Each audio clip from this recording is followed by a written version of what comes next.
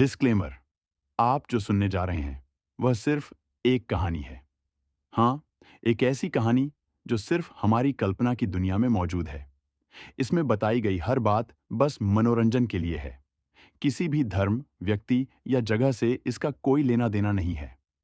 अगर आप ऐसी ही और मजेदार कहानियां सुनना चाहते हैं तो VIP स्टोरीज को सब्सक्राइब करना और इस वीडियो को लाइक करना न भूलें। CH21 असद का निकाह कबूल है अब तक। खीर तो ठीक ठाक बनी है। वो उसे अपनी ज़ात में मगरूर नहीं करना चाहता था, इसलिए ठीक ठाक बताया था। हालांकि खीर लाजवाब बनी थी और सबने उसकी तारीफ की थी।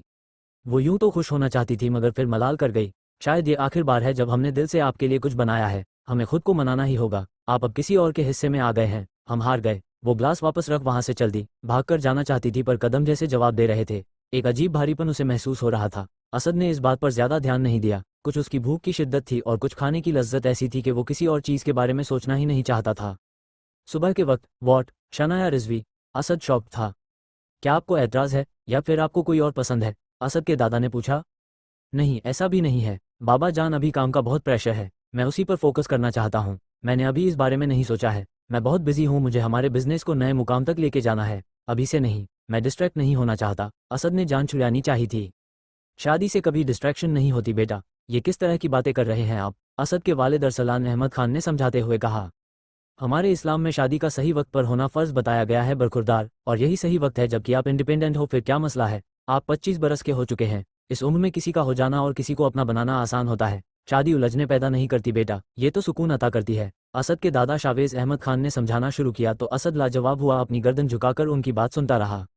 अल्लाह ताला कुरान शरीफ में फरमाता है कि we born you into spouses so that you could get peace. हमने तुम्हें जोड़ों में पैदा फरमाया है ताकि तुम सुकून हासिल करो। शावेज अहमद खान ने तफसील बयान करते हुए कहा।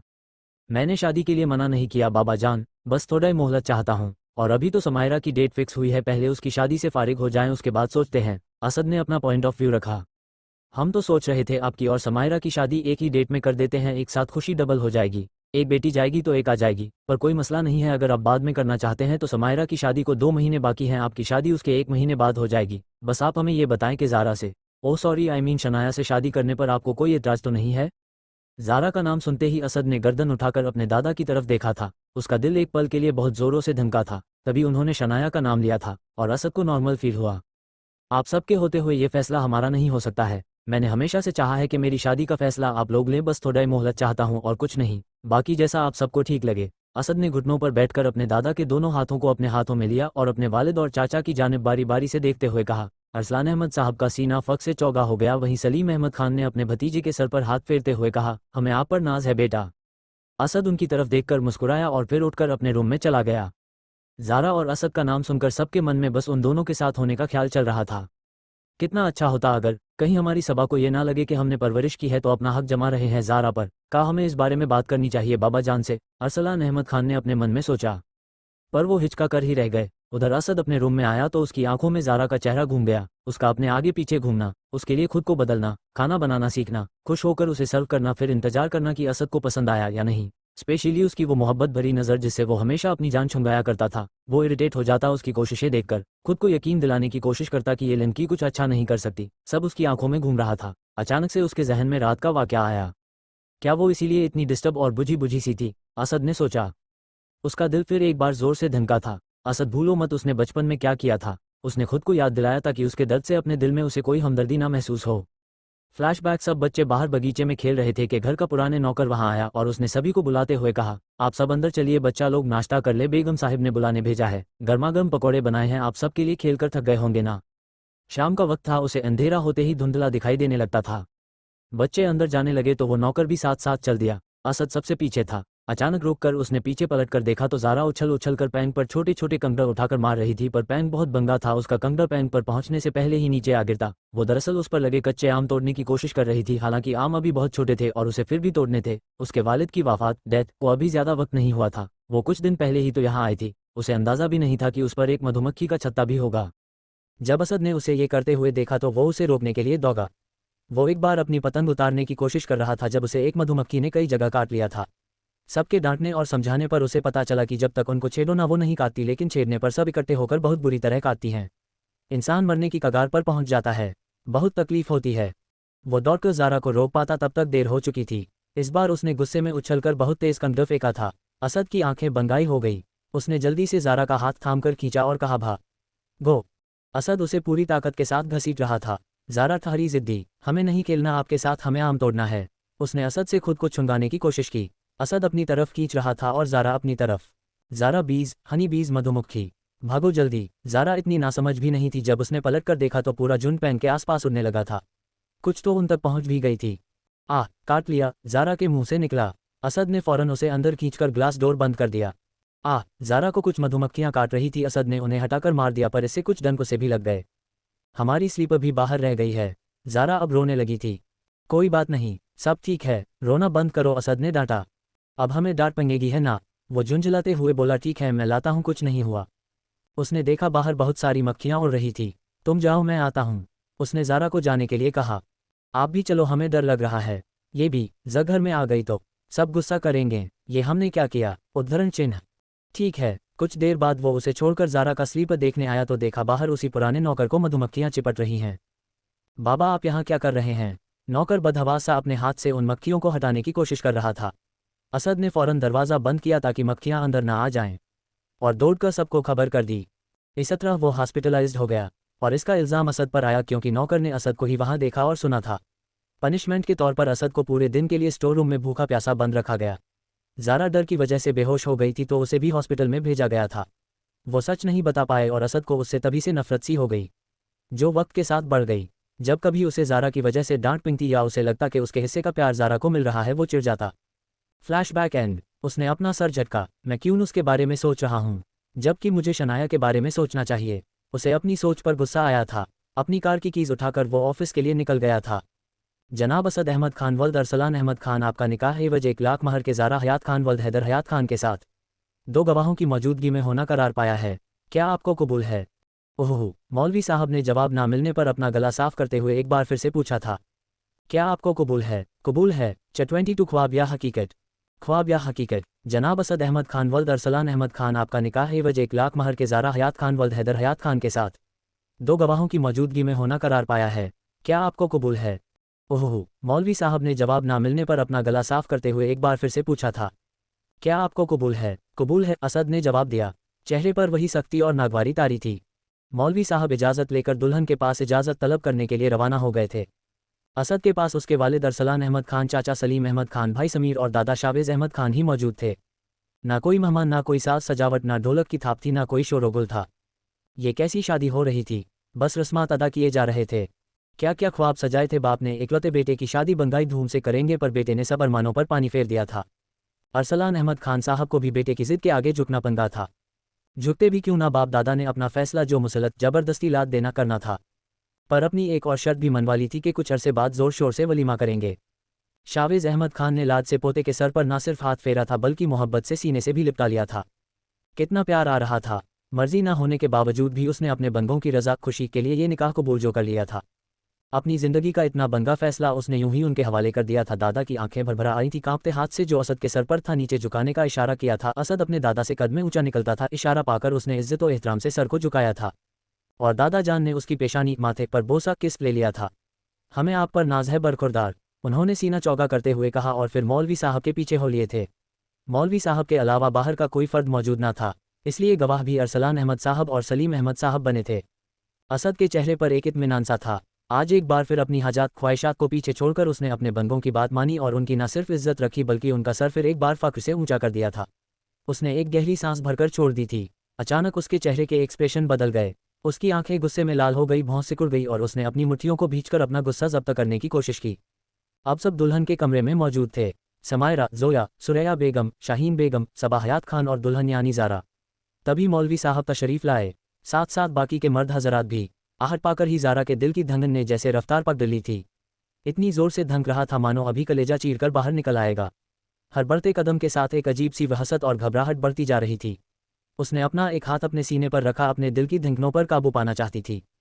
मौलवी साहब नज़दीक खंगे हुए और उन्होंने ज़ारा से भी निकाह की इजाज़त तलब की।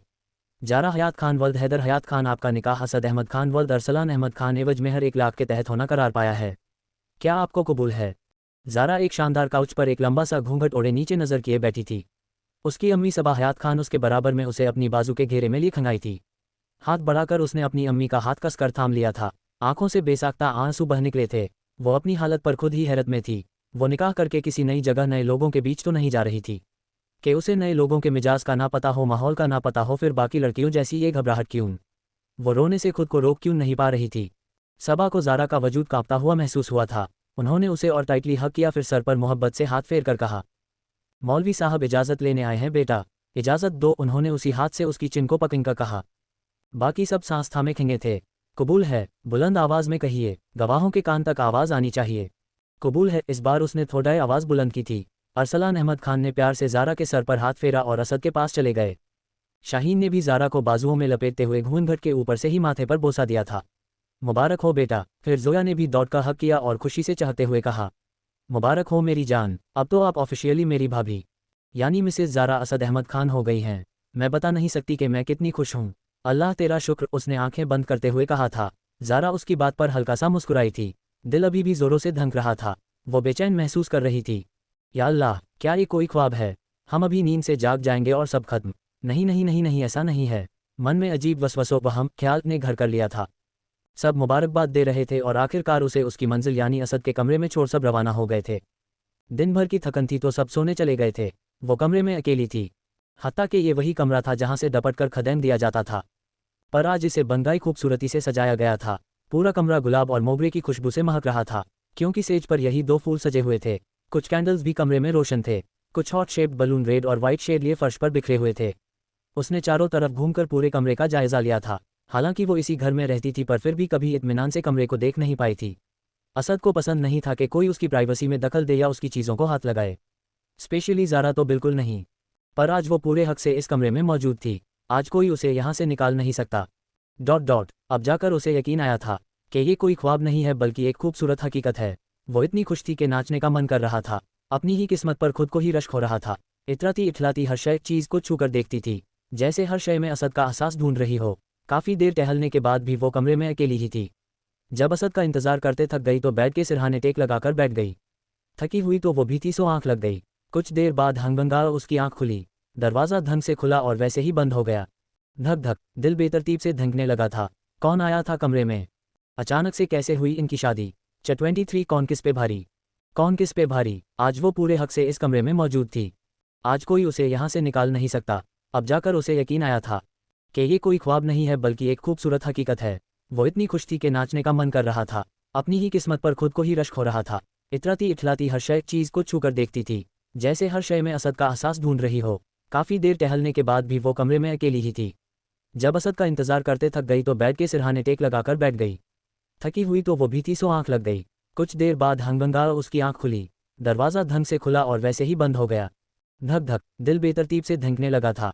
असद किसी तूफान की तरह कमरे में दाखिल हुआ था और तेज कदमों से चलता हुआ बेड के नज़दीक पहुंच गया था। ज़ारा दरवाज़ा खुलने की आवाज़ पर ही सीधी होकर बैठ गई थी और जल्दी से घूंघट डाल लिया था, जैसा कि उसे समझाया गया था। उसे देखकर असद के होठों पर एक तंजिया मुस्कुराहट मचल गई थी। गुस्से और नागवारी के आलम में उसने अपने निचले होंठ को दांतों तले दबाया था।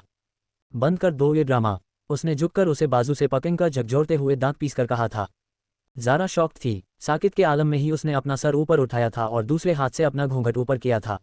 असद ने इतनी सख्ती से उसका हाथ पकड़ा हुआ था कि उसे दर्द हो रहा था। घूंघट उठाते ही दोनों आंखों से 2 कतरे आंसू बह निकले थे। उसके चेहरे पर निगाह पड़ते ही असद की पकड़ उसके हाथ पर कुछ हद तक ढीली पड़ चुकी थी। कितनी खूबसूरत लग रही थी वो। हसीन तो पहले से ही थी। चेहरे पर सजा दुल्हनों वाला मेकअप उसकी रंगत को और गुलाबी कर रहा था। माथे पर सोने का टीका, साइड में सोने का झूमर, कानों में बंगे बंगे चांद से झुमके, गले में नौलखा हार। उसके बदन भी उन गहनों के साथ सोने सा दमक रहा था। हल्के गुलाबी और ऑफ वाइट मैचिंग शरारे के भारी भरकम जोगा पहने वो खुद को समेटे बैठी थी। उसकी नज़र और दूसरा हाथ असद के हाथ पर था, जो अपने बाजू को छुड़वाने की जद्दोजहद में लगा था। हालांकि पकड़ ढीली पन गई थी, मगर फिर भी अपना बाजू आज़ाद कराने में वो खुद को नाकाम असफल पा रही थी और उसी जुस्तजू में लगी थी जब असद उसके हुस्न के आगे खतपस्त होकर उसके एक एक नक्श को बारीकी से देख रहा था। काजल से सनी बंगाई झील सी आंखें जो आंसुओं से भरती फिर छलक जाती। घनी लंबी चिलमनसी पलकें भी लर्स कर फंगा रही थी। तीखी ऊंची नाक जिसे बंगाई सी सोने की मोतियोंदार नथ ने और भी खूबसूरत बना दिया था। नथ उसके होंठों को छू रही थी और उसके मोती उसके होंठों के नीचे से होते हुए उसके रुखसार पर सजे हुए थे। दर्द और रोने की वजह से उसके होंठ कांप रहे थे। उन पर लगी लाली और बेताब कर रही थी। जिस्म से आ रही भीनी भीनी खुशबू ने तो कमरे में सजे फूलों की खुशबू को भी मात दे दी थी। दिल बेईमानी करने पर उतर आया था। ढंग ने बेतहाशा बधी हुई थी। दिल ने कहा, इतनी खूबसूरत, इतनी हसीन बीवी कहीं और मिल भी सकती थी क्या असद तुम्हें? भूल जाओ सब और आगे बढ़ो, छू लो इन लज्जते लबों को, समेट लो उसके वजूद को अपनी बाजुओं में, इस लम्हे को गुजरने मत दो, जी भर के जी लो, इस पल को यूं बर्बाद ना करो, सवाल जवाब फिर कर लेना। तभी ज़ारा के लब कुछ बोलने के लिए खुले थे। असद बेख्याली में दम बखुद बेताब सा उसके लबों को ही देख रहा था। तभी उसने उसे पुकारा था और जैसे ख्वाब से हकीकत में ले आई थी। असद, कितनी नर्म और मीठी सी आवाज़ थी, कुछ दर्द से सराबोर लिपटी हुई। एक लम्हे में उसने अपनी कुछ हॉट बीट्स मिस की थी। फिर अचानक ही जैसे होश में आया था, वापस चेहरे पर वही तसव्वुरात लिए उसका हाथ उसकी बाजू पर कस गया था। दिमाग ने दिल को फिर एक बार मात दे दी थी। आप हट कर रहे हैं हमें, लबों को दांतों तले दबाकर उसने इस बार उसकी आंखों में झांका था। एक झटके में उसका हाथ झटक कर उसे किसी नादानिश्ता नापसंद चीज़ की तरह फेंक दिया था। उसके वजूद पर झुके अपने वजूद को उससे जुदा करते हुए सीधा खंगा हो गया था। ज़ारा ने बेयकीनी से उसे सर से पांव तक देखा था। लंबे चौड़े जिस्म पर ऑफ वाइट शेरवानी गजब ढा रही थी। आज वो सचमुच किसी शहजादे से कम नहीं लग रहा था। आंखों में सुरमा और सर पर निकाह की खूबसूरत मखमली टोपी। एक लम्हे के लिए वो उसे देखती रह गई थी, मगर जैसे ही उसके चेहरे के तसव्वुरात एक्सप्रेशन देखे, वो काम गई। उसकी आंखें अंगारे बरसा रही थी। गुस्से की हालत में वो कभी उसे घूरता था, कभी सजी उस सेज को, जैसे सोच रहा हो पहले किसे तहस नहस करूं। और आखिर उसने फैसला कर लिया था। बैठी क्या हो यहाँ पर? प्रश्नवाचक चिन्ह प्रश्नवाचक चिन्ह। जाकर ये ताम झाम उतारो, सख्त नींद आ रही है मुझे। ये ड्रामा बंद करो। उसने उंगली उसके चेहरे की तरफ करके आखिर जुमला कहा था। लहजा बंदा सख्त और नुकीला सा था, जैसे कोई नश्तर अंदर तक कुरेद गया था। जख्मी हाल सी ज़ारा बैद से उठ खंगाई हुई थी। असद के नाराज़गी की वजह उसके ज़हन ओ गुमान से परे थी। एक तो हैरानो परेशान सा हाल, ऊपर से इतना भारी भरकम सा जोगा। उसके कदम उठते ही लंघ गए थे, पर खुद को गिरने से आप ही संभाला था। बेड के साइड ड्रॉअर से कलाई जख्मी हो गई थी क्योंकि चूंडियां टूटने से हाथ में कांच के कुछ टुकड़े चुभ गए थे। पर उसने जल्दी से अपनी कलाई छुपाकर असद की तरफ देखा था। वो बंगाई नागवारी से उसे देख रहा था। वो पलटकर चुपचाप बाथरूम में घुस गई थी। इसे लगता है इसके ये पैंतरे असद अहमद खान पर काम करेंगे। सोच भी कैसे लिया, उसने गुस्से में भौं सिकोड़कर बनवाया था। फिर एक एक करके सेज पर लटक रही फूलों की लंगियों को नोच खरोच दिया था। फिर एक झटके में बेडशीट को उठाकर नीचे फर्श पर फेंक दिया और बेड के एक साइड लेट गया। बाथरूम में घुसकर ज़ारा को याद आया कि उसके कपिंगे तो अभी भी जोया के रूम में है। जोया ने कहा था कि उसने मेरे लिए नाइटी रखी थी, पर वो तो असद के वार्डरोब में होगी। तभी उसे वहाँ बाथरोब दिखा तो उसने सोचा अभी हम यही पहन लेते हैं फ़िलहाल, बाहर जाकर वार्डरोब से नाइटी पहन लेंगे। उसने बाथरूम का दरवाज़ा हल्का सा खोलकर बाहर झाँका। असद को शायद उसके बाहर आने का ही इंतजार था। बाहर निकलो जल्दी, बताया था ना मुझे नींद आ रही थी। वो चुपचाप बाहर निकल आए और दोनों हाथों से अपने बाथरोब को मुट्ठी में कसकर भींच लिया। वो नज़र झुकाकर खंगाई थी। एक लम्हा फिर असद की हॉट बीट्स बढ़ी थी, लेकिन उसे अपने जज्बातों पर बंदा कंट्रोल था। फौरन दिल को समझा दिया, ये बस एक जाल है, दिमाग ने दिल से कहा था। वो बक रफ्तार से लंबे लंबे दिग भरता हुआ उसके सर पर ही जा चढ़ा था। बाजू से पकड़कर उसे दीवार से सटा दिया। उसके दोनों रुखसार को अपने हाथ और उंगलियों के बीच भींचकर उसका चेहरा ऊपर किया था। फिर भी उसकी आंखों में झांकने के लिए उसे थोड़ा झुकना पड़ता था। तुम क्या करने की कोशिश कर रही हो? सब समझ रहा हूं मैं। ऐसी ऐसी ना जाने कितनी चालबाजियों से रोज़ दो चार होता हूं मैं। तुम मुझे सिड्यूस नहीं कर सकती। कोई और होता तो शायद तुम्हारे हुस्न और जमाल के आगे पस्त हो भी जाता, पर अफसोस असद अहमद खान पर यह काम नहीं करेगा। उसने आखिर जुमला उसका गाल छोड़कर उसका बायां रुखसार थपथपाते हुए कहा था। बस बहुत हो गया है। ज़ारा के सब्र का बांध अब टूट गया था। आप कहना क्या चाहते हैं? ऐसी ऐसी से मतलब क्या है आपका? हम आपको कब से देख रहे हैं। ये किस तरह से पेश आ रहे हैं आप हमारे साथ? अब ज़ारा एक एक कदम आगे ले रही थी और असद पीछे। हम आपके ऑफिस में काम करने वाली आपकी कोई एम्प्लॉय नहीं है जो आपको सिड्यूस करने की ज़रूरत पेश आएगी। अगर आप असद अहमद खान हैं तो हम भी मिसेज ज़ारा असद अहमद खान हैं। उसने मैसेज पर जोर देते हुए कहा। लहजे में गजब का गुरूर था, सर फक्र से बुलंद। असद तब कर सुलग कर रह गया। 24 फर्स्ट नाइट। अब तक आपने पढ़ा, बस बहुत हो गया है। ज़ारा के सब्र का बांध अब टूट गया था। आप कहना क्या चाहते हैं? ऐसी ऐसी से मतलब क्या है आपका? हम आपको कब से देख रहे हैं। ये किस तरह से पेश आ रहे हैं आप हमारे साथ? अब ज़ारा एक एक कदम आगे ले रही थी और असद पीछे। हम आपके ऑफिस में काम करने वाली आपकी कोई एम्प्लॉय नहीं है जो आपको सिड्यूस करने की ज़रूरत पेश आएगी। अगर आप असद अहमद खान हैं तो हम भी मिसेज ज़ारा असद अहमद खान हैं। उसने मैसेज पर जोर देते हुए कहा। लहजे में गजब का गुरूर था, सर फक्र से बुलंद। असद तब कर सुलग कर रह गया। वहीं रुक जाओ, आगे मत बढ़ो, असद ने उंगली दिखाकर वार्न किया था। ज़ारा के कदम वहीं थम गए। वो गुस्से से हौंफ रही थी। और क्या करते हम? इतना भारी जोगा, हमारे कपिंगे यहाँ नहीं है, अभी जोया के रूम में ही है ना। एक नाइटी है, वो आपके कबर्ड में रह गई थी। हम अपना सूट निकाल चुके थे, तब याद आया कि वो यहीं रह गई है। इतनी मुश्किल से उतारा तो फिर से पहनते, इसलिए बाथरोब पहनना पंगा। पता है कितनी शर्म महसूस हो रही थी हमें, और आप हम पर ही इल्ज़ाम लगा रहे हैं। उसने लगभग रोनांसी होते हुए एक सांस में सब कह डाला था। उसे रोने को तैयार देख असद ने बेयकीनी से भौं चढ़ाकर तंज कसते हुए कहा, रियली? जी हाँ, तो क्या हम झूठ बोल रहे हैं? ज़ारा को असद का यकीन न करना गुस्सा दिला गया था। उसने यकीन दिलाने की खातिर फ़ौरन कबर्ड खोलकर देखा। नज़र पड़ते ही उसने हैंगर निकालकर बिना सोचे असद के सामने कर दिया था। देखें, ये रही नाइटी। हम कह हाँ। हैंगर हाथ से छूटकर फर्श पर गिर चुका था। उसे लगभग खांसी ही आ गई थी। बंगाई मुश्किल से थूक निगलकर गला तर किया था। असद अभी भी फर्श पर टंगाई उस नाइटी को हिकारत से घूर रहा था। दरअसल वो एक शार्ट और रिवीलिंग नाइटी थी। ऑफकोर्स ये खुराफात जोया की थी। जाहिर है फर्स्ट नाइट के लिए खरीदी थी तो उसने ये किया था।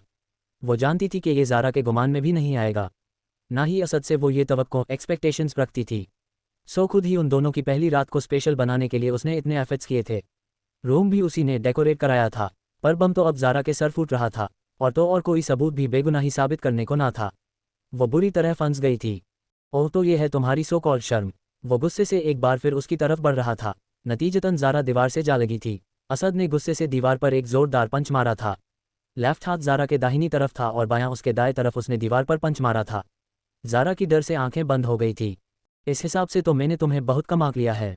तुम तो 10 कदम आगे निकली ज़ारा, मानना पड़ेगा। पूरी प्लानिंग कर रखी है। Not bad but I am the Asad Ahmad Khan. ज़रा देखो ध्यान से, उसने उस पर झुकते हुए कहा। तुम्हारे इतने करीब होने पर भी मुझे कोई फ़र्क नहीं पड़ रहा, जबकि मैं तुम्हारी सांसों की आवाज़ भी सुन सकता हूँ। उद्धरण चिन्ह। बंगाई सफाई से झूठ बोला था। इनफैक्ट तुम ये भी नहीं पहनोगी तो भी मुझे एक्साइटेड नहीं कर सकती। उसने एक लम्हे में उसे आसमान से ज़मीन पर लापरखा था। उसने सीधे उसके दिल पर वार किया था। उसे एहसास दिलाया था कि उसके होने या ना होने से उसे कोई फ़र्क ही नहीं पड़ता। वो एक झटके में उससे दूर हुआ था। ज़ारा साकित सी बस खंगाई रह गई थी। सिर्फ 6 महीने में तुम पछताओगी अपने किए पर। तुम खुद मुझसे इस रिश्ते से आज़ादी मांगोगी। उसने मुड़कर उसे देखते हुए कहा था। आंखें शोले बरसा रही थीं। आप ऐसा क्यों कर रहे हैं? ऐसा क्या किया है हमने? ज़ारा ने चीखकर सवाल किया था। वो 1000 टुकड़ों में जैसे बंध गई थी। उसे अपना वजूद संभालना मुश्किल हो रहा था। वो फर्श पर बैठती चली गई थी। आंखों से दरिया बह निकला था। ये कैसी सुहाग रात है? क्या किसी और के साथ भी कभी इस तरह का वाक़या पेश आता है, या हम अकेले ऐसे बदनसीब हैं? वो अपनी ही सोच के समंदर में बहती चली गई थी। 6 महीने। उसने उसकी बात दोहराते हुए खुद को संभाल कर खंगा किया था और बोझिल कदमों से उसके करीब आई थी। आंखों में आंखें डालकर पूछा, क्या काजी साहब ने आपसे इजाज़त नहीं ली थी? आपको ये निकाह कबूल है या नहीं? शरीयत आपको, मुझे और हर इंसान को ये हक देती है कि वो निकाह अपनी मर्जी के मुताबिक करे। निकाह के वक्त मौलवी साहब घरवालों से इजाज़त नहीं तलब करते, क्योंकि ये शरिया हक है। अगर आपको नहीं करना था तो क्यों हाँ कहा? मौलवी साहब को छोड़ दें। क्या आपसे इजाज़त के बगैर ये बात निकाह तक पहुंची है? क्या किसी ने ज़बरदस्ती की थी आपके साथ? बताएं हमें। उसने असद का कॉलर पकड़ लिया था। आंखें रो रोकर लाल कर ली थी। असद को अपने सीने में कुछ भारी सा महसूस हो रहा था। वो उसे और रोते हुए नहीं देख सकता था। सो बिना कोई जवाब दिए मुंह फेर लिया और उसके हाथों से अपना कॉलर छुड़वा लिया। उसे हैरत हुई, ज़ारा ने खुद ही छोड़ दिया था। उसके हाथों में जैसे जान ही नहीं थी। जवाब ना मिलने से ज़ारा ने उस खामोशी से यही अंदाज़ा लगाया कि शायद असद को प्रेशराइज्ड किया गया है, इसीलिए वो खफा है। असल में तो उसे शनाया से शादी करनी थी। क्या हम इतने गए गुजरे हैं कि कोई हमें अपनाता ही ना? प्रश्नवाचक चिन्ह। क्यों मुसलत किया गया है हमें आप पर, बचपन से आज तक? इतने एहसास हुए हम पर, हमारी परवरिश, देखभाल, पढ़ाई लिखाई का जिम्मा सब उठाया। हम पहले ही आसानों में दबे हुए हैं। ये नहीं करना चाहिए था। एक और आसान, लो शौहर भी दे दिया तुम्हें, हम सफ़र भी दे दिया। पर ये नहीं सोचा कि हमें किसी के ऊपर मुसलत करने से उसकी खुशियों का सौदा हो रहा है। किसी और की खुशियों का गला घोंटकर हम कैसे खुश रह लेंगे? प्रश्नवाचक चिन्ह। काश हम बेबाप की औलाद ना होते, ना यहाँ आते, ना आपसे मोहब्बत होती, ना आपको दुआओं में मांगते, तो शायद आज यहाँ कोई और होती, वो जो आपकी हमसफ़र बनने के लायक होती। कहते कहते उसका गला रुंध गया था। आवाज़ कम से कमतर होती चली गई थी। बोझिल से कदमों से रूम के बाहर निकलकर बालकनी एरिया में चली गई थी। ग्लास डोर बंद करके वहीं ज़मीन पर बैठकर रोना शुरू कर दिया था। अपने घुटनों को मोड़कर उनमें अपना चेहरा छुपाए वो घुट घुट कर रो रही थी और अपने हाथ से अपना मुंह बंद किए बैठी थी ताकि उसकी आवाज़ कोई ना सुने। लहजा कितना ही धीमा था। असद के कानों ने एक एक लफ्ज़ सुना था। सुना क्या था? एक एक लफ्ज़ सीना चीरकर दिल में उतरता गया था और किसी कांच की मानिंद चुभ रहा था। मैंने कोई जुल्म नहीं किया आप पर। खुद को मज़लूम और मुझे जालिम साबित करना बंद करो। ये अगर इस तरह से नहीं हुआ होता तो शायद मैं तुम्हें कबूल कर भी लेता। पर तुमने जालसाजी की है, सबको मैन्युपुलेट किया। वो तुम थी। गिल्टी तुम्हें फील होना चाहिए, मुझे नहीं। उसने गुस्से में अपनी शेरवानी के बटन खोलकर उसे फेंक दिया था। नज़र उठाकर कमरे का जायजा लिया था। इस कमरे की मानिंद मेरी जिंदगी भी बिखर सी गई है। यहाँ सब परफेक्ट था, सलीके से, हर चीज़ अपनी जगह पर। तुमने सब बर्बाद कर दिया, मेरी जिंदगी भी। उसने टॉवल लिया, अपने कपड़े उठाए और बाथरूम में घुस गया। कितनी ही देर वो शावर के नीचे खंगा खुद को भिगोता रहा था, पर सुकून का दूर तक कोई नामो निशान ना थी। ज़ारा की बात कानों में गूंज रही थी। काश हम बेबाप की औलाद ना होते, ना यहाँ आते, ना आपसे मोहब्बत होती, ना आपको दुआओं में मांगते। ये कैसा इजहार मोहब्बत था। जानता तो वो भी पहले से था, इसीलिए तो उससे हमेशा दूर भागता आया था। पर उसके इकरार पर खुद को गुनाहगार क्यों महसूस कर रहा था। दिल दिमाग में जैसे जंग छिड़ी हुई थी। किसी तरह खुद को नॉर्मल करके टॉवल लपेटकर बाहर आया था।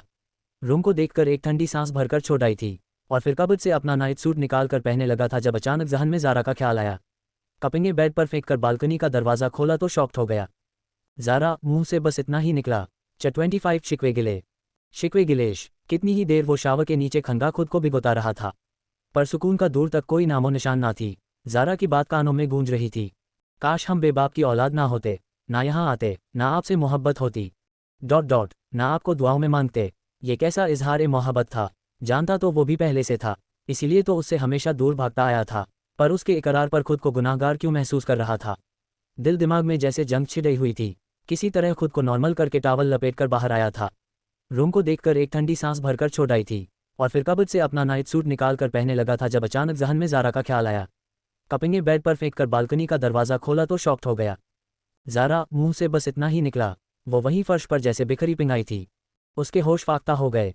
फौरन ज़मीन पर बैठकर सबसे पहले उसकी नाक के आगे हाथ लगाया था और फिर एक चैन की सांस सीने में उतारी थी। उसने झुककर गौर से उसका जायज़ा लिया। वो रोकर थक हार कर सो गई थी। उसने आहिस्ता से अपना बाना हाथ उसकी गर्दन के नीचे और दाहिना हाथ उसकी पुश्त के नीचे रखकर एक झटके में उसे गोद में उठा लिया और कमरे में ले आया। ज़ारा ने नींद में ही कसकर उसकी गर्दन में अपने हाथों को लपेट लिया था, जैसे कोई छोटा बच्चा गिरने के डर से किसी को पकड़ रहा हो। बालकनी से बेड तक का सफ़र जैसे कितना लंबा हो गया था, क्योंकि पूरा फर्श जो कि ऑलरेडी बलून से डेकोरेटेड था, उसके ऊपर सारे फूल, बेडशीट, यहाँ तक कि अपनी शेरवानी तक असद ने फर्श पर फेंक दी थी। अब उसे पछतावा हो रहा था कि उसने ये क्यों किया। एक एक कदम उसे आहिस्ता आहिस्ता रखना पड़ रहा था, पर जिसका डर था वही हुआ। असद का पैर फर्श पर पिंगाई सेज की सजावट की डोरी में उलझ गया था और दूसरा पैर उसी डोरी के ऊपर। नतीजतन वो आगे नहीं बढ़ सका और जब तक वो कुछ समझ पाता वो दोनों बेड पर थे। ज़ारा नीचे, असद उसके ऊपर। ज़ारा की नींद तो तभी टूट चुकी थी। जब असद ने उसे गोद में उठाया था, पर वो डर गई कि कहीं असद उसे वापस ज़मीन पर ना फेंक दे। इसलिए डर कर उसको कसकर पकड़ लिया था और अब तो सिचुएशन ऐसी थी कि वो चाहकर भी आंख नहीं खोल सकती थी। उसने उन्हें और कसकर बंद कर लिया था। दिल की धड़कनों ने एक अलग लय में धड़कना शुरू कर दिया था। वो बस दम साधे चुपचाप बुत बनी लेटी रही। असद ने सिर्फ टोवेल लपेटा हुआ था। उसके दोनों हाथ ज़ारा के नीचे थे और ना चाहते हुए भी वो एक ऑकवर्ड सिचुएशन में थे। असद के जिस्म से आने वाली खुशबू ने ज़ारा के दिलो दिमाग पर काबू कर लिया था। वो खुद को उसके तिलिस्म में बंधा महसूस कर रही थी। वहीं असद का चेहरा ज़ारा की गर्दन के बिल्कुल पास था। उसके सेंट की भीनी भीनी खुशबू उसके जिस्म में अलग ही एहसास पैदा कर रही थी। अपनी आंखें बंद किए ही उसने उसके शोल्डर से लेकर उसके कानों तक उस खुशबू को करीब से महसूस किया था। अपनी गर्दन पर उसकी गर्म सांसों को महसूस कर ज़ारा ने दोनों मुट्ठियों में चादर को भींच लिया था। असद ने बेख्याली में ही उसकी गर्दन को अपने लबों से छू लिया था। फिर अचानक ही जैसे होश में आया था, अपने दोनों हाथों को उसके नीचे से निकलकर फौरन अपनी हथेली की पुश्त को बेड पर टिकाकर उसने अपने वजूद को अपने बाजुओं पर संभाला और फिर ज़ारा का चेहरा देखा था और उसे सोया हुआ पाकर चैन की सांस लेकर अपनी आंखें बंद कर ली थी। फिर हैरत से वापस उसे गहराई से देखा था। हैरत है, हम बेड पर गिरे फिर भी नींद नहीं खुली इसकी। अपने मन में सोचकर उसने बुदबुदाया, पता नहीं कौन से गधे घोड़े बेचकर सो रही है। थोड़ा ही देर पहले तो, खैर छोड़ो। उसने उसके सर के नीचे पिलो लगाया और उसके लटकते पैरों को बेड पर ठीक से रखकर उसे ब्लैंकेट उड़ाया था। खंगे होकर एक गहरी सांस ली और अपनी आंखें बंद कर ली थी। अभी की अपनी हरकत पर नादिम एम्बैरेस्ड सा खड़ा हुआ। वो खुद पर हैरान परेशान सा था। कमाल की बात है, कुछ वक्त पहले मैं उसे 6 माह की मोहलत अता कर रहा था और अभी अभी मैंने, ये कैसे? अपनी उंगली से वो अपना माथा सहला रहा था। अच्छा हुआ उसकी नींद नहीं खुली थी, वरना अपनी जीत का जश्न मनाती ना मनाती मेरी हार का जुलूस जरूर निकाल देती। सोचते हुए उसने बेड से अपने कपड़े उठाए और चेंजिंग रूम में चला गया। उसके कदमों की आहट से जब ज़ारा को यकीन हो गया कि असद जा चुका है, तब उसने अपनी आंख खोली और गहरी गहरी सांसें लेने लगी। इतनी देर से वो यूं ही अपनी सांसें थामे लेटी अपने एहसासात से जंग लग रही थी। अपने दोनों हाथ अपने चेहरे के करीब हिलाकर वो खुद को नॉर्मल करने की कोशिश कर रही थी। जब उसे आहट हुई, उसने फौरन करवट लेकर सोने का नाटक शुरू कर दिया। असद ने एक नज़र उस पर डाली। अभी तो उड़ाया था ब्लैंकेट, फिर उतार दिया। एस बड़ी ऑन है, ठंड ना लग जाए कहीं, सोचकर वो उसके करीब पहुंचा और झुककर उसे फिर से ब्लैंकेट उड़ाया था। पता नहीं क्या सोचकर वो उसके पास बैठ गया और शिकवा करने लगा। क्यों किया था तुमने ऐसा? शक्ल से तो कितनी मासूम दिखती हो। कोई अंदाज़ा भी नहीं लगा सकता कि तुम ऐसा खुराफाती दिमाग रखती हो। मैं शायद खुद को तुम्हारी जानिब माइल अट्रैक्ट होने से नहीं रोक पाता अगर तुमने ये ना किया होता तो। क्या इतना जुनून सवार था तुम्हारे सर पर? मुझे पाने की इतनी जिद कर बैठी तुम। एक बार भी नहीं सोचा मेरी शख्सियत पर वार कर रही थी तुम। मुझे तो कहने की हिम्मत दिखाई नहीं और वहाँ फ़ोन करके ये कह दिया कि मैं तुमसे मोहब्बत करता हूँ और तुम मुझसे मोहब्बत करती हो। क्या सोचा होगा उन्होंने मेरे बारे में? मुझे कितना गुस्सा आया था। और अब भी जब सोचता हूँ तो गुस्से में उसकी मुट्ठियाँ कस गई थीं और उसकी नसें तन गई थी। 26 फ्लैशबैक। असद ने एक नज़र उस पर डाली। अभी तो उड़ाया था ब्लैंकेट, फिर उतार दिया। एस बड़ी ई ऑन है, ठंड ना लग जाए कहीं। सोचकर वो उसके करीब पहुंचा और झुककर उसे फिर से ब्लैंकेट उड़ाया था। उसे क्या पता था कि ज़ारा को तो एसी में भी गर्मी लग रही थी। पता नहीं क्या सोचकर वो उसके पास बैठ गया और शिकवा करने लगा। क्यों किया था तुमने ऐसा? शक्ल से तो कितनी मासूम दिखती हो। कोई अंदाज़ा भी नहीं लगा सकता कि तुम ऐसा खुराफाती दिमाग रखती हो। मैं शायद खुद को तुम्हारी जानिब माइल अट्रैक्ट होने से नहीं रोक पाता अगर तुमने ये ना किया होता तो। क्या इतना जुनून सवार था तुम्हारे सर पर? मुझे पाने की इतनी जिद कर बैठी तुम। एक बार भी नहीं सोचा मेरी शख्सियत पर वार कर रही थी तुम। मुझे तो कहने की हिम्मत दिखाई नहीं और वहाँ फ़ोन करके ये कह दिया कि मैं तुमसे मोहब्बत करता हूँ और तुम मुझसे मोहब्बत करती हो। क्या सोचा होगा उन्होंने मेरे बारे में? कितना जलील हुआ, मुझे कितना गुस्सा आया था। और अब भी जब सोचता हूँ तो गुस्से में उसकी मुट्ठियाँ कस गई थीं और उसकी नसें तन गई थी। वो एक झटके में उठ खड़ा हुआ था और जल्दी से दूसरी साइड से तकिया लेकर सोफे पर फेंकते हुए उसने फिर पलटकर एक और बार ज़ारा को घूरा था और फिर आंखें बंद कर गहरी सांस लेते हुए अपने गुस्से को जब्त करने की कोशिश की। गर्दन हिलाकर वो उस सोफे पर लेट गया। बार बार खुद को उस सोफे पर एडजस्ट करने के लिए वो कभी अपने पिलो को ऊपर करता था, कभी नीचे, कभी करवटें बदलता था, पर अफसोस वो उसका नर्म आलिशान किंग बेड तो नहीं था जिस पर आज तक वो अकेले ही सोता आया था। पर अब क्या किया जा सकता है? एक पल को ख्याल आया कि जाकर अपने बेड पर ही सो जाए, पर अगले ही पल उसने इसे गर्दन हिलाकर दूर झटका था। कुछ वक्त पहले जो हुआ था उसके बाद वो ये रिस्क नहीं ले सकता था। दिन भर की थकान थी तो किसी भी तरह उस सोफे पर उसे नींद आ गई थी। 1 माह पहले असद ने शनाया से शादी करने के लिए हाँ कर दी थी। इसी सिलसिले में रिजवी साहब अपनी बेटी शनाया के साथ दिन पर तशरीफ लाने वाले थे। इसीलिए शावेज़ अहमद खान ने असद को याद दिलाते हुए कहा कि आज ऑफिस से जल्दी वापस आ जाए, दिन में उसका होना ज़रूरी है। यूँ तो लंके वाले लंकी वालों के यहाँ जाया करते हैं मंगनी वगैरह की रस्मात के लिए, लेकिन फिर भी शावेज़ अहमद खान ने रिजवी साहब को ही तशरीफ़ लाने के लिए इसरार किया तो वो भी मान गए। असद अपने केबिन में ही मौजूद था जब उसका सेल फ़ोन रिंग हुआ। उसने मसरूफियत की वजह से बिना देखे ही फ़ोन रिसीव करके कान से लगाया था। नज़रें अभी भी डेस्कटॉप पर ही जमी हुई थी। अपने शोल्डर से उसने अपना फ़ोन होल्ड किया हुआ था और उसकी उंगलियां मुसलसल कीबोर्ड पर नाच रही थी। जब अचानक ही उसके हाथ रुक गए थे, उसने फ़ोन कान से हटाकर स्क्रीन पर देखा तो चौंक कर दोबारा फ़ोन कान से लगाया था। इस बार अपना काम छोड़कर वो पूरी तरह से फ़ोन पर बात कर रहे शख्स की तरफ मुतवज्जे हुआ था। अस्सलामु अलैकुम रिजवी साहब, सब खैर तो है? क्या मैंने कुछ गलत सुना? उसने पूछा। जी नहीं, बिल्कुल दुरुस्त सुना। तुम्हारी हिम्मत कैसे हुई? तुमने इतनी बंगाई बात छुपाई कैसे? तुम्हें क्या लगा मैं अपनी इकलौती लाडली बेटी को एक ऐसे आदमी के पल्ले बांध दूंगा जिसके दिल में कोई और है? अगर तुम किसी और से मोहब्बत करते हो तो फिर मेरी बेटी से शादी करने के पीछे क्या मकसद था तुम्हारा? रिजवी साहब गुस्से से फट रहे थे। मुआफ़ कीजिए रिजवी साहब, आप भूल रहे हैं, रिश्ता आपने भिजवाया था, भला मेरा क्या मकसद हो सकता है? असद गुस्से में तमतमा गया था। ये तो सीधे सीधे इल्ज़ाम लगाया जा रहा था। बिल्कुल सही, रिश्ता मैंने ही भिजवाया था, क्योंकि मेरी बेटी ने जिद की थी। पता नहीं क्या जादू कर दिया है तुमने उसके ऊपर। अगर तुम्हारा कोई मकसद ना होता तो तुमने इनकार कर दिया होता इस रिश्ते से, पर तुमने तो अपना मकसद पूरा करना था। पहले मेरी बेटी का ब्रेन वॉश किया ताकि तुम्हें मेरे घर रिश्ता भी ना भेजना पड़े और मैं कोई तफ्तीश भी ना करूं। खुद मैंने ही रिश्ता भेजा था ना, अब मैं खुद ही इनकार करता हूं। वो तो भला हो उस लड़की का जिसने खुद मुझे फ़ोन करके इस बारे में बता दिया। रिजवी साहब का गुस्सा बढ़ता ही जा रहा था। आप जो कह रहे हैं मुझे कुछ समझ नहीं आ रहा है। देखे, जैसा आप समझ रहे हैं वैसा कुछ भी नहीं है। आपको कोई गलत फहमी हुई है। मेरी ज़िंदगी में कोई लड़की नहीं है। ये सब सरासर गलत है, यकीन कीजिए मेरा। असद ने उनकी गलतफहमी दूर करनी चाहिए थी। झूठ, एक और झूठ, तुम मुझे बहला नहीं सकते। मैं तुम्हारा यकीन क्यों करूंगा जबकि उस लड़की की पहुंच तुम्हारे घर तक है? मुझे तो लगता है इस साजिश में पूरा खानदान शामिल है। सब के सब एक नंबर के चालबाज निकले। रिजवी साहब ने हद ही पार कर दी थी। अब असद के गुस्से का कोई ठिकाना नहीं था। वो उठकर अपनी चेयर से खंगा हो गया था। बस कीजिए, मैं एक लफ्ज़ और नहीं सुनूंगा। आपको जो कहना है मुझे कहिए। आप मेरे खानदान पर उंगली नहीं उठा सकते, ये मैं बर्दाश्त नहीं करूंगा, असद ने वार्न करते हुए कहा। मैंने कुछ गलत नहीं कहा। अगर उस लड़की की पहुंच तुम्हारे घर तक है तो ज़रूर तुम्हारे घर वाले इस सबसे बाखबर होंगे। फिर भी हमसे छुपाया गया। रिजवी साहब एक सुनने को तैयार ना थे। मैंने कहा ना, ऐसा कुछ भी नहीं है। आप पता नहीं किसकी बातों में आ गए। किसी अनजान लड़की ने आपके पास कॉल किया और आप कन्विंस हो गए और मेरी बात सुनने तक तैयार नहीं। शनाया मेरे बारे में अच्छी तरह से जानती है, आप उससे पूछ सकते हैं। अपना गुस्सा जब्त करके असद ने एक और कोशिश की थी। वो कुछ नहीं जानती होती तो तुम्हारे बारे में मुझसे रिश्ता भेजने के लिए नहीं कहती। तुम मुझे बेवकूफ़ नहीं बना सकते। वो कितने अरसे से ऑस्ट्रेलिया थी। कुछ नहीं जानती वो तुम्हारे बारे में। अगर फ़ोन तुम्हारे घर के लैंडलाइन नंबर से ना आया होता तो शायद मैं तुम्हारी बातों में आ भी जाता, पर अब नहीं। मैंने अपने बाल धूप में सफ़ेद नहीं किए। मुझे मत सिखाओ। कोई भी लड़की अपने बारे में इस तरह की झूठी बात कहकर खुद पर बदनामी का दाग नहीं लगाएगी। बेहतर है तुम उसकी और दूसरों की ज़िंदगी से खेलना बंद कर दो और उसी लड़की से शादी कर लो जिसे तुमने मोहब्बत के हसीन ख्वाब दिखाए हैं। मुझे तुमसे ये तवक्को ना थी। रिजवी साहब लानतें भेजते हुए मशवरा भी दे गए थे, फिर गुस्से में फ़ोन काट दिया था। असद आंखें फांगे हैरान परेशान सा अपने फ़ोन को घूर रहा था। मेरे घर के लैंडलाइन से फ़ोन किया गया था। किसने किया था और कब? गुज में फ़ोन पर उंगलियां कस गई थी। दिल चाहा अभी घर जाकर इसका पता लगाए। फिर नज़र अपने कंप्यूटर पर पिंगाई। वो कुछ सोचकर वापस अपना काम करने बैठ गया, क्योंकि वो बहुत ज़रूरी प्रोजेक्ट था जो उसे जल्द से जल्द ख़त्म करना था। पर काम में उसका ध्यान नहीं लग रहा था। कानों में रिजवी साहब के अल्फाज किसी घंटी की मानंद बज रहे थे।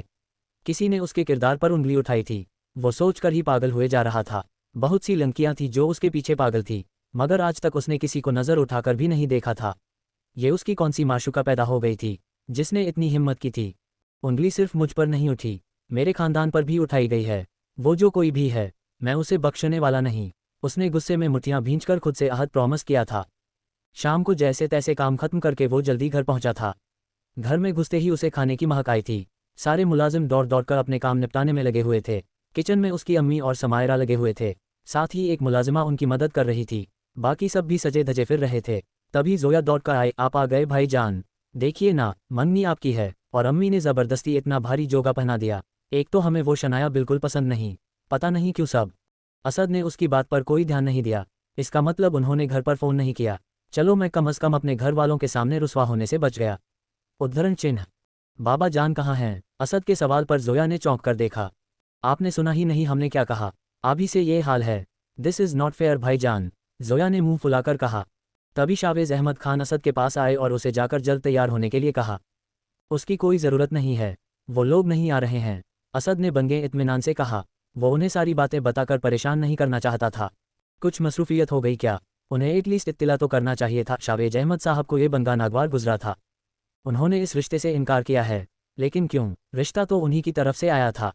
क्या जवाब देगा असद सबको? किसने फ़ोन किया था रिजवी साहब के यहाँ? कैसे हुई असद और ज़ारा की शादी? 27 असली मुजरिम कौन? असली मुजरिम कौन? उसकी कोई ज़रूरत नहीं है, वो लोग नहीं आ रहे हैं, असद ने बंगे इत्मीनान से कहा। वो उन्हें सारी बातें बताकर परेशान नहीं करना चाहता था। कुछ मसरूफियत हो गई क्या? उन्हें एटलीस्ट इत्तिला तो करना चाहिए था। शावेज़ अहमद साहब को ये बंगा नागवार गुजरा था। उन्होंने इस रिश्ते से इनकार किया है, असद ने सीधे सीधे जवाब दिया था। लेकिन क्यों? रिश्ता तो उन्हीं की तरफ से आया था, फिर अचानक से क्या हुआ? अरसलान अहमद खान ने हैरान होकर बेटे की तरफ सवालिया नज़रों से देखते हुए पूछा था। सब के सब हॉल में जमा हो गए थे। क्या बताऊं मैं इन सबको कि क्या कुछ नहीं कहा उन्होंने? असद ने एक गहरी सांस ली। उनका फ़ोन आया था मेरे पास। वो माज़रत एक्सक्यूज़ कर रहे थे और माफ़ी भी मांग रहे थे। बहुत शर्मिंदा थे। छोड़े ना ये सब। अब ये शादी नहीं होगी। वैसे भी शनाया मेरे टाइप की नहीं है। आप लोगों के कहने पर मैं उससे शादी करने के लिए तैयार था। असद ये कहते कहते सीढ़ियाँ चढ़ने लगा था। अपनी बात खत्म होते ही उसकी नज़र ज़ारा पर पिंगाई जो नीचे ही आ रही थी, पर असद ने जो कहा था वो सुनते ही वो वहीं जम गई थी। एक अजीब सी खुशी उसकी आंखों में चमक रही थी। वो मुस्कुराए बिना ना रह सकी थी, लेकिन जैसे ही असद की नज़र उसकी नज़र से टकराए, उसकी मुस्कुराहट सिमट गई। ना जाने क्या था उसकी आंखों में, गुस्सा, गम, नाराज़गी या फिर कुछ और, वो समझ ही नहीं पाए। क्या असद नाशाद नाखुश है? उसने मन में सोचा और अपने पास से गुजरते हुए असद को पलटकर कुछ देर देखती रह गई थी। फिर उतरकर नीचे हॉल में जाने लगी थी। तब असद ने सीढ़ियाँ खत्म कर रुककर पलटकर ज़ारा को देखा था। फिर अपने रूम में आ गया था। उसे रिलैक्स होना था, इसलिए सीधे बाथरूम में घुस गया था। वो शावर के नीचे खंगा था और पानी उसके सर और ब्रॉड शोल्डर से होते हुए उसके पूरे जिस्म को भिगो रहा था। उस पानी के शोर से ज़्यादा शोर उसके अंदर मचा हुआ था। कानों में रिजवी साहब की आवाज़ गूंज रही थी। फ़ोन तुम्हारे घर के लैंडलाइन नंबर से आया था। उस लड़की की पहुंच तुम्हारे घर तक है। अचानक ही ज़ारा का मुस्कुराना, फिर मुस्कुराहट छुपाना उसे याद आया था। क्या वो ज़ारा ने किया था? क्या वो अपने मंसूबे की कामयाबी पर मुस्कुराई थी? और मुझे देखते ही उसकी मुस्कान सिमट गई थी कि कहीं मैं उसकी चोरी ना पकड़ लूं। नहीं, ये मेरा वहम है। वो ऐसा नहीं कर सकती। मुझे पता करना होगा क्या कोई घर पर आया था पिछले 2 दिन में। उधर ज़ारा नीचे पहुंची तो सब हॉल में बैठे बातें ही कर रहे थे। उन्होंने हमारी तौहीन की है, ये नहीं करना चाहिए था, सलीम अहमद साहब कह रहे थे। क्या हमें फ़ोन करके उनसे पूछना नहीं चाहिए अब्बा जान? अरसलान अहमद खान ने शावेज़ अहमद खान से मशवरा किया था। उसकी कोई ज़रूरत नहीं है। जो हो गया सो हो गया, अब इस बारे में कोई बात नहीं होगी। असद के लिए लड़कियों की कमी नहीं है, गलती हमारी है, हमने गलत फैसला लिया था। वो लड़की हमारे म्यार पर पूरी नहीं उतरती। हमें लगा था असद को शायद वो लड़की पसंद होगी। हमें हैरानी इस बात की है कि उसने तो सिर्फ हमारी खातिर ही हाँ कहा था। शावेज़ अहमद खान ने बंगाई संजीदगी से मामला रफा दफा करते हुए कहा था। खैर छोड़े ना बाबा जान, मामू जान, आप लोग ज़्यादा संजीदा सीरियस ना हो, इसमें ज़रूर कोई बेहतरी छुपी है। अल्लाह जो करता है उसमें हमारी भलाई होती है, इसीलिए हमें उसकी रज़ा मर्जी में राज़ी होना चाहिए। ज़ारा जो अपनी अम्मी के पीछे खंगाई थी, उसने अपनी अम्मी को बैक हक करते हुए कहा। अम्मी यही कहती हैं, है ना अम्मी? उसने अम्मी की जानिब मोहब्बत से देखते हुए कहा। कितनी समझदार हो गई है देखो तो, समायरा ने ज़ारा की बलाएं लेते हुए कहा था।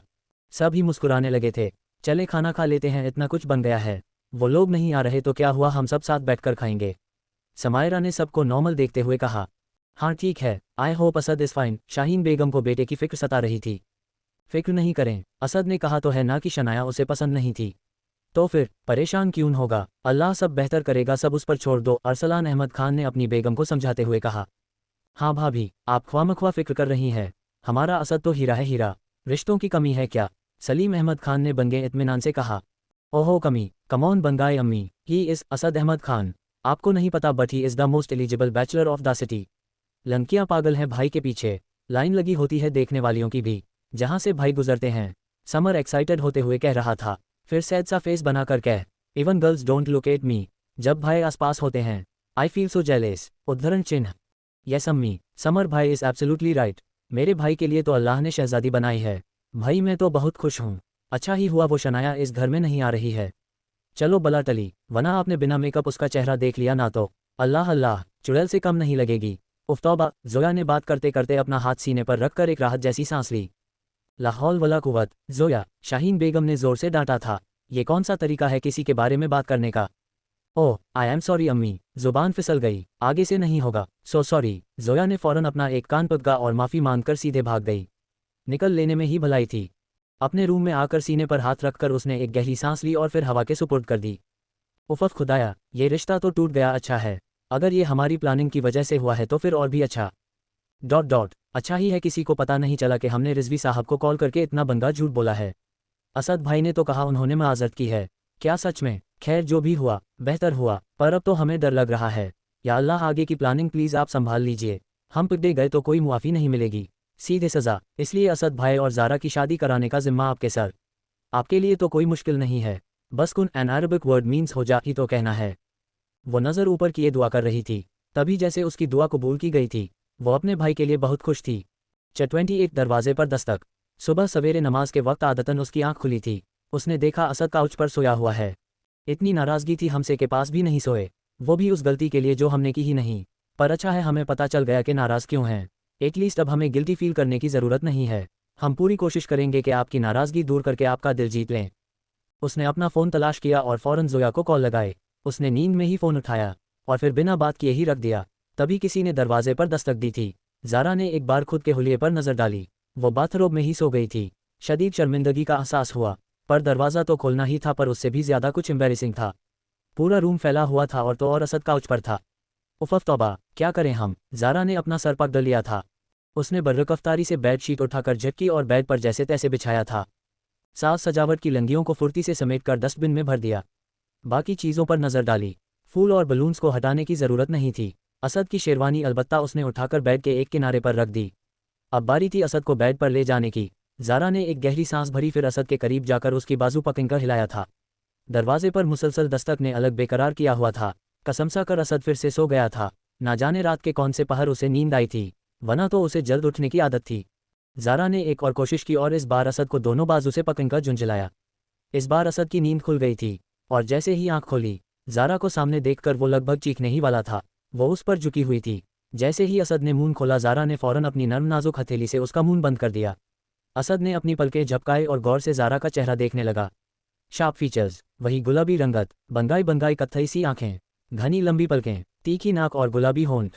वो उसके एक एक नक्श को बारीकी से देख रहा था। जब ज़ारा ने अपने दूसरे हाथ की शहादत की उंगली इंडेक्स फिंगर को अपने होंठ पर रखते हुए उसे खामोश रहने का इशारा किया। असद की नज़रें अब उसके होंठों पर ठहरी थी। वो हल्की सी नींद की खुमारी में था, इसीलिए ज़ारा के हुस्न में कहीं खो गया। अब फिर से दरवाजे पर दस्तक हुई। ज़ारा ने अपनी आंखों से इशारा करते हुए कहा कि दरवाजे पर कोई है। आपको जाकर बेड पर लेटना चाहिए। किसी ने यहाँ देख लिया तो मुश्किल हो जाएगी, ज़ारा ने और करीब जाते हुए उसके कानों में सरगोशी की थी। असद का दिल जोर से धड़कने पर मजबूर हो गया था।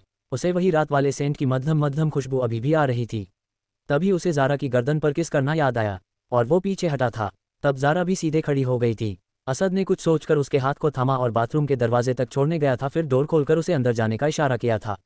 ज़ारा हैरत से आंखें फांदे कभी असद के हाथ में अपने हाथ को देखती थी, कभी असद के चेहरे के। इससे पहले कोई खुशफहमी में मुब्तला होती, असद ने उसे हकीकत से रूबरू करा दिया था। अंदर जाओ, इस हुलिये में दरवाज़ा खोलोगी और 2 मिनट में अपने सर पर टॉवल लपेटकर बाहर आना। ऐसा लगना चाहिए जैसे तुम अभी नहाई हो। समझ गई? वो कुछ पूछती इतने में ही असद दरवाजे पर पहुंच चुका था। उसने जल्दी से बिना आवाज़ किए बाथरूम का दरवाज़ा बंद किया था। और असद के दिमाग में क्या चल रहा होगा, यही सोचते हुए उसने अपने मुंह पर पानी के छींटे दे मारे थे, जिससे उसकी कुछ लंटें भी गीली हो गई थी।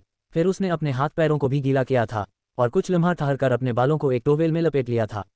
वो तरोताज़ा लग रही थी जैसे अभी नहाई हो। बाथरूम से निकलकर जब वो रूम में दाखिल हुई तो शाहीन बेगम वहीं उसके नए जोड़े के साथ मौजूद थी। वो एक खूबसूरत embroidered hand work floor length anarkali look जैसा गाउन था विद दुपट्टा।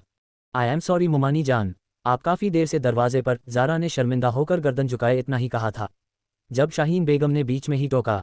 अरे आपको सॉरी फील करने की ज़रूरत नहीं है, आप तो नहा रही थी ना। असद ने बताया हमें, वो तो हमारे शहजादे साहब की ही आंख नहीं खुली थी। ये लो, आज आपको यही पहनना है। इतनी जल्दी में शादी तय हुई कि सब इंतजामात भी ठीक से नहीं हुए। एम सॉरी बेटा, डिज़ाइनर ने भी अभी ये 2 जोड़े ही दिए थे तैयार करके, एक कल निकाह का और एक आज के लिए। ये हमने उसे आज खूब डांटा, कह रही था आज शाम या कल सुबह तक तुम्हारे 15 जोड़े वो कंप्लीट करके पहुंचा देगी घर पर ही। कह रही था हैंडवर्क में कारीगरों को थोड़ा वक्त तो देना ही पिंगा है, उसमें टाइम लगता है। खैर छोड़ो वो सब, बाकी असद आज तुम्हें शॉपिंग पर ले जाएगा। तुम अपने लिए खूब सारे कपड़े खरीद लेना। अभी जल्दी से ये पहनकर तैयार हो जाओ, हम जोया को तुम्हारी हेल्प के लिए भेजते हैं। आज तुम्हारी मुंह दिखाई की रस्म है। यूँ तो मोहल्ले पिंगौस से सब खवातीन आती, पर क्योंकि अभी किसी को खबर नहीं है तो बस हम सब घर वाले ही होंगे। उसके बाद आपकी पहली रसोई की रस्म अदा कर लेंगे। आप कुछ मीठा बना लेना, ठीक है? ज़ारा उनकी बातों पर जी कर रही थी, फिर वो उठकर चली गई। असद को उनकी बातों से याद आया था कि उसने ज़ारा को मुंह दिखाई का तोहफा तो दिया ही नहीं। दरअसल जब सब ज़ारा को असद के कमरे में छोड़ गए थे तब असद अपनी अम्मी के पास गया था उनसे मुलाकात के लिए।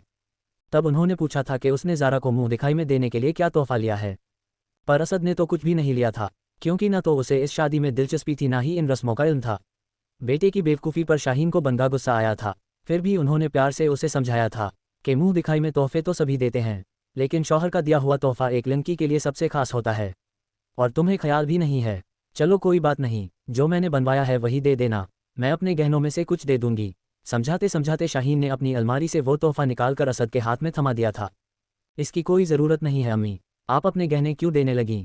वैसे भी फालतू के रस्मात हैं ये, मैंने उसका मुंह पहले ही देखा हुआ है, फिर कैसी मुंह दिखाए?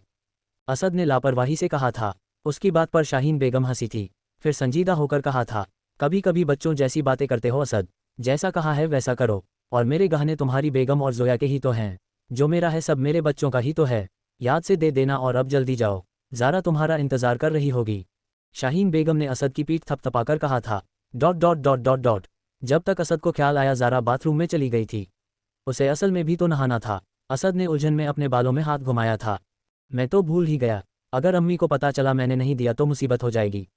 वो इतने नहाकर आ जाएगी तो दे दूंगा, इतने वो आती है मैं थोड़ा वर्कआउट कर लेता हूँ, सोचते हुए असद अपने जिम में चला गया था। जब वो लौटकर रूम में आया पूरा पसीने में भीगा हुआ था। उसने अपनी टी शर्ट उतार कर कबर्ड से टॉवल निकाली थी। बाथरूम में जाने से पहले उसकी नज़र ज़ारा पर पिंगाई थी। वो ड्रेसिंग के सामने खंगाई जद्दोजहद कर रही थी। असद अपनी जगह जम गया था, उसका मुंह खुला का खुला रह गया था। 29 न्यू फीलिंग्स। जब तक असद को ख्याल आया ज़ारा बाथरूम में चली गई थी, उसे असल में भी तो नहाना था। असद ने उलझन में अपने बालों में हाथ घुमाया था। मैं तो भूल ही गया, अगर अम्मी को पता चला मैंने नहीं दिया तो मुसीबत हो जाएगी।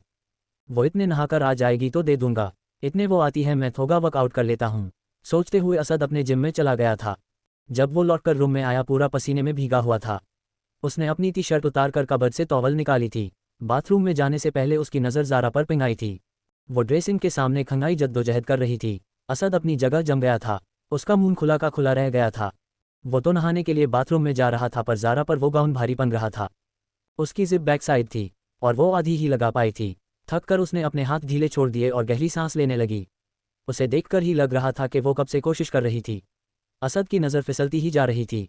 पर जल्दी ही उसने अपने इमोशंस को कंट्रोल किया और बाथरूम की तरफ बढ़ते हुए सोचने लगा, ये लड़की मेरे सोचने समझने की सलाहियत खत्म करती जा रही है। क्या हो गया है मुझे? हमेशा उसे तकना शुरू कर देता हूँ। मुझे खुद पर कंट्रोल रखना होगा।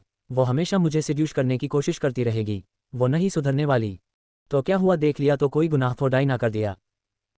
अपनी बीवी को देखने में क्या बुराई है, वो भी जब इतनी खूबसूरत हो। असद के कानों में जैसे सरगोशी हुई। उसके दिल दिमाग में हमेशा जंग छिड़ी रहती थी। जब से ज़ारा ने उसकी ज़िंदगी में कदम रखा था, उसका दिल उसकी तरफ झुकने को कहता, मगर दिमाग इसके लिए कभी राज़ी नहीं होता। उसकी ईगो को हार मान लेना गवारा नहीं था। उसके मुताबिक तो ज़ारा ने जालसाजी से उससे निकाह किया था, और इस तरह उसे कबूल करना मतलब था उसके सामने हार मान लेना, जो वो कभी नहीं चाहता था। उसका इरादा था कि कुछ महीनों में ही वो ज़ारा का गुरूर तोड़ देगा, उसे हाथ तक नहीं लगाएगा। इस तरह ज़ारा की मोहब्बत हार जाएगी और वो जीत जाएगा।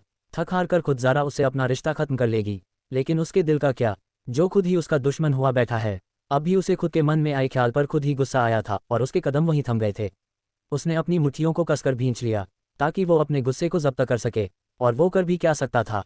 कोई और होता तो लंघ भी लेता, ये तो खुद उसी के मन की आवाज़ थी। उधर ज़ारा की नज़र आईने पर पिंगाई और उसने असद को वहाँ पाया तो उसके चेहरे पर इत्मीनान से भरी एक मुस्कान बिखर गई। फ़ौरन पलटकर असद को आवाज़ लगाई जो फिर से बाथरूम की तरफ जा रहा था। असद ने पलटकर देखा तो अपने दोनों हाथों से अपना गाउन संभाले ज़ारा उसी की तरफ बढ़ रही थी। असद प्लीज़ हेल्प मी, हमारी मदद कीजिए ना, देखिए ना हम ये जिप बंद नहीं कर पा रहे, हम वहाँ पहुँच ही नहीं पा रहे, हमारे हाथ दर्द करने लगे लेकिन जिप नहीं लगी, ज़ारा ने मासूमियत से इल्तिजा रिक्वेस्ट करते हुए कहा। असद के चेहरे पर एक तंजिया मुस्कुराहट बिखर गई। उसने अपने मन में सोचा, एक और ट्रिक, रुको मैं किसी को हेल्प के लिए बुलाता हूँ। उसने उसकी चाल को उल्टने के इरादे से कहा, क्या आप चाहते हैं हम किसी सर्वेंट से ये कराएं? हरगिज़ नहीं। ज़ारा ने अपने सीने को अपने हाथ से धंकते हुए 2 कदम पीछे लिए थे। असद समझ गया उसने कुछ गलत बोल दिया, इसलिए फ़ौरन बात को बदलते हुए कहा, मैं ज़ोया को बुलाने के लिए कह रहा था। क्या आपको नहीं लगता आपके रूम में होते हुए अगर ज़ोया से ये करवाते हैं तो वो क्या सोचेगी? आपसे एक जिप बंद नहीं हो रही, कहीं घर में सबको हमारे रिश्ते की सच्चाई के बारे में शक हो गया तो? क्या आप चाहते हैं कि ये सबको पता चले? ज़ारा की बातों ने असद को सोच में मुब्तला कर दिया था। खबरदार, अगर इस कमरे की बात इस कमरे से बाहर गई तो मुझसे बुरा कोई नहीं होगा, असद ने फिंगर पॉइंट करके वार्निंग देते हुए कहा। हम भी यही चाहते हैं, इसीलिए तो कह रहे हैं कि आप ही लगा दीजिए। कहते हुए ज़ारा अब पलटकर खंगाई हो गई। ज़ारा की पीठ असद की तरफ थी। जब कुछ देर तक कोई हरकत नहीं हुई तो ज़ारा को उलझन हुई। अच्छा ठीक है, हम समझ गए, आप हमें देखना नहीं चाहते तो ठीक है ना, आप आंखें बंद करके भी ये कर सकते हैं, बहुत आसान है, बस कुछ सेकेंड का काम है। ज़ारा ने सॉल्यूशन भी बता दिया था। असद जो कि फ्रीज हुए खंगा था, उसने अपनी आंखें बंद करते हुए अपने हाथ उठाए थे और जिप ढूंढने लगा, पर यह तो और भी मुश्किल था, आंख बंद करके जिप ढूंढना। उसके हाथ ज़ारा की पीठ पर चलने लगे। उसकी स्किन बहुत सॉफ्ट और स्मूथ थी, जैसे बटर। उसने पहली बार उसे छुआ था और उसका दिल बेतरतीबी से धड़कने लगा। तभी दिमाग ने कहा, नो नो असद। असद की दिल की धड़कन के साथ साथ ज़ारा के जिस्म में भी सिहरन पैदा हो रही थी। असद ने फ़ौरन अपने हाथ हटाए और एक झटके में ज़ारा को पलट दिया।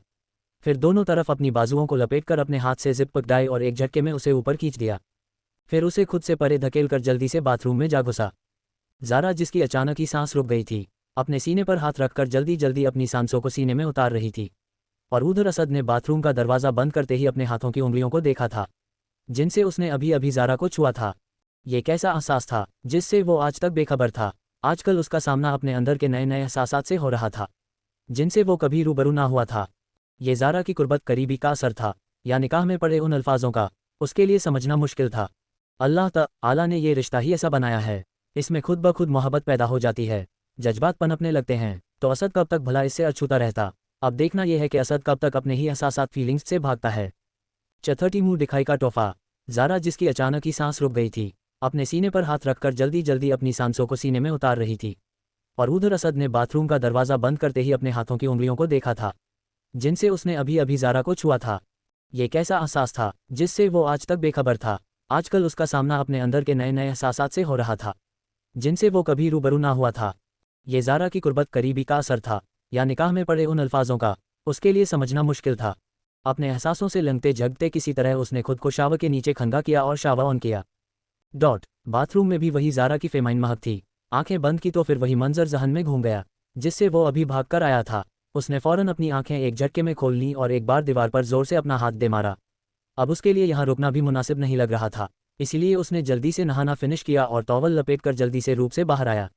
उसने देखा बेड पर उसका सूट वेल आयरन हुआ रखा है, साथ ही उसका वॉलेट और उसकी कार की चाबी भी। एक अच्छी बीवी की तरह ज़ारा ने यह पहला कदम बढ़ाया था। असद को देखते ही चिढ़ हुई थी, पर उसने कुछ भी गलत कहने से परहेज़ किया, क्योंकि रात ज़ारा उसकी बात से बहुत हट हुई थी। तुम्हें मेरे लिए ये सब करने की कोई ज़रूरत नहीं है, उसने कबर्ड से दूसरा सूट निकालते हुए कहा। साथ ही उसने ज़ारा का निकाला हुआ सूट वापस हैंगर में लगाकर कबर्ड में रख दिया था। ज़ारा, जो कि अपना मेकअप कर तैयार हो चुकी थी और अपने बालों में ब्रश कर रही थी, अचानक रुक गई। उसने पलट कर देखा तो असद के हाथ में दूसरा सूट था। उसे बहुत तकलीफ हुई, पर उसने कुछ नहीं कहा। वो सुबह सुबह अपना या असद का मूड बहस करके ख़राब नहीं करना चाहती थी, इसलिए वापस चुपचाप अपने बाल संवारने लगी। असद ने कबर्ड में वो गिफ्ट देखा तब उसे याद आया। उसने अपनी शर्ट पहनी और बाकी का सूट बेड पर रखा। अपने हाथ में पकड़े उस गिफ्ट के साथ वो ज़ारा की तरफ बढ़ा और उसके पास खंगे होकर गिफ्ट उसके चेहरे के सामने कर दिया। ज़ारा ने पहले गिफ्ट फिर असद की तरफ चेहरा उठाकर सवालिया नज़र से देखा। असद को पता नहीं क्या सूझा कि उसने अपना हाथ पीछे खींच लिया और उस गिफ्ट को अनपैक करने लगा।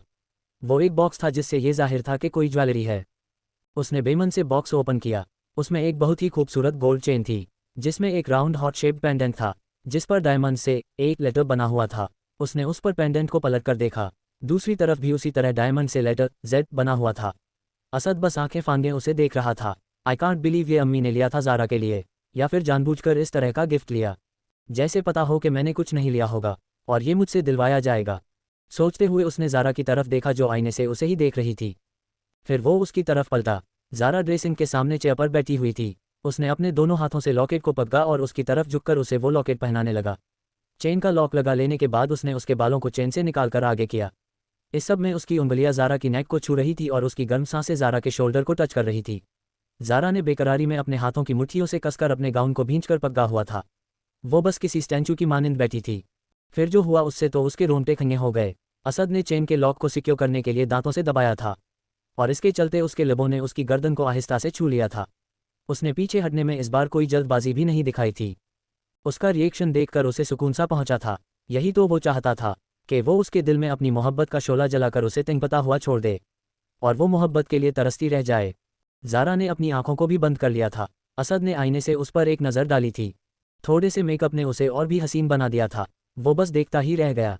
वो चेन तो उसकी गोरी गर्दन पर और भी खूबसूरत लग रही थी। ज़ारा के आंख खोलने से उसका ध्यान टूटा। जब उसकी नज़रों से नज़र टकराई थी, कितनी चाहत भरी हुई थी उन निगाहों में। ना जाने कितनी मोहब्बत भर के उसने देखा था कि वो खुद को उसका असीर कैदी महसूस कर रहा था, जिससे निकलकर वो भाग जाना चाहता था। उससे दूर, खुद से दूर, अपने एहसासात से दूर, ताकि उसे शिकस्त का सामना ना करना पड़े। हमेशा जीतने वाला असद किसी की मोहब्बत के आगे हार ना जाए। वो ये कहाँ जानता था कि मोहब्बत में तो लोग कभी कभी जीत कर भी हार जाते हैं और कभी कभी हार कर भी जीत जाते हैं। वो अचानक से सीधा खंगा हुआ और जाते जाते मुंगा था। बहुत खूबसूरत है, बहुत बहुत शुक्रिया। चेन हाथ में पकड़े आईने से ही उसे देखकर उसने कहा था। फिर लॉकेट पर नज़र डालकर उसे अलट पलट कर देखते हुए उसकी मुस्कुराहट बंगाई हो गई थी। आंखों में चमक लिए उसकी जुबान से निकला था, इस पर तो मैंने इसे सिक्योर कर दिया है, ख्याल रहे, खोना नहीं चाहिए। असद ने बीच में टोकते हुए कहा। ये हमें अपनी जान की तरह अजीज है, हम इसे कभी खुद से जुदा नहीं करेंगे। उसने लॉकेट को मुट्ठी में कसते हुए कहा था। होना भी चाहिए, मुझे भी है। अम्मी ने जो दिया है उसने ज़ारा का भरम पल भर में तोड़ दिया था। क्या मतलब? वो हैरानगी में मुब्तिला थी। मतलब अम्मी ने मुझे दिया था कल, ताकि मैं तुम्हें मून दिखाई में दे दूँ। रात में देना भूल गया था, शुक्र है मुझे अभी याद आ गया, वरना अम्मी को पता नहीं क्या क्या एक्सप्लेन करना पड़ता। कहकर उसने अपना सूट उठाया और चेंजिंग रूम में चला गया, ज़ारा को एक नई उलझन में उलझाकर। उसने उस लॉकेट को अब तक मुट्ठी में भींचा हुआ था। बेचारगी में उसने अपने होंठ को अपने दांतों से काटा था। एक कतरा आंसू आंखों से बहने को बेकरार था जब उसने उसे वहीं रोक दिया और आईने में देखकर गहरी सांस लेते हुए मुस्कुराए। यही तो करना था आज दिन भर उसे। तभी दरवाजे पर दस्तक देते हुए जोया और समायरा कमरे में दाखिल हुई। अस्सलामु अलैकुम। ज़ारा, आप तैयार हो गई हो तो नीचे बनगाई अम्मी आपको। कहते कहते समायरा चुप हो गई। उसने ज़ारा को सर से पांव तक देखकर चाहते हुए कहा, you looking gorgeous Zara, hmm you are looking damn beautiful. भाईजान की तो निकल पिंगाई। बैठे बिठाए एक हूर सी दुल्हन मिल गई, जोया ने असद को छेड़ते हुए कहा जो अपने बालों को सेट कर रहा था, पर उसने कोई रिस्पांस नहीं दिया। असद भाई, आप ये रेडी क्यों हो रहे हैं? डोंट से कि आप आज भी ऑफिस जा रहे हैं, जोया ने गुस्सा करते हुए कहा। अफकोर्स जाऊंगा, कल का पूरा दिन बर्बाद हो गया। मेरी कल की बहुत इंपॉर्टेंट मीटिंग पोस्टपोन हो गई थी। क्लाइंट की दोपहर की दुबई की फ्लाइट है, बहुत मुश्किल से मीटिंग फिक्स हुई है। इन बेकार की रस्मात के लिए मैं अपनी डील कौंसिल होते नहीं देख सकता। अम्मी को भी बता देना।